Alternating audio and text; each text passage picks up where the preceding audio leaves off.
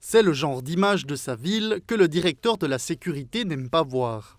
Malheureusement, ce sont des images qu'on connaît déjà depuis des années précédentes, mais chaque année, la volonté d'exercer la violence augmente encore. C'est aussi le cas cette année. On a encore plus de violence que dans les années précédentes. C'est à condamner. Et en même temps, on peut aussi constater que des personnes n'étaient pas en danger dans leur identité corporelle.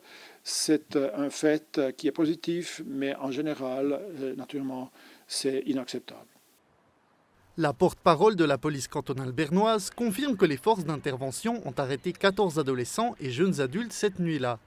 Il n'y a pas eu de blessés ni de dégâts importants, mais la police cantonale bernoise a tout de même eu beaucoup de travail.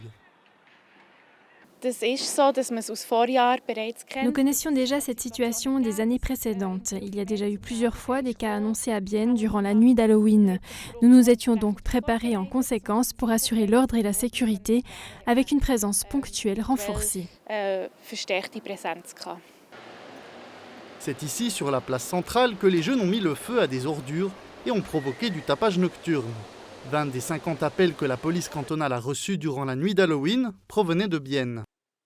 C'est difficile à répondre. Pourquoi Bienne? Il y a aussi de la violence dans des autres villes, mais Bienne est quand même s'est montré quand même un peu plus fort dans cette tendance que d'autres villes. Les années passées, précédentes, on a pu remarquer qu'il y avait des clubs, pas des clubs, mais des groupes, des fans, par exemple du club des football. Les bus des transports publics ont également été pris pour cible par des pétards et autres objets pyrotechniques. L'entreprise des transports publics biennois est encore en train de faire le bilan des éventuels dégâts occasionnés.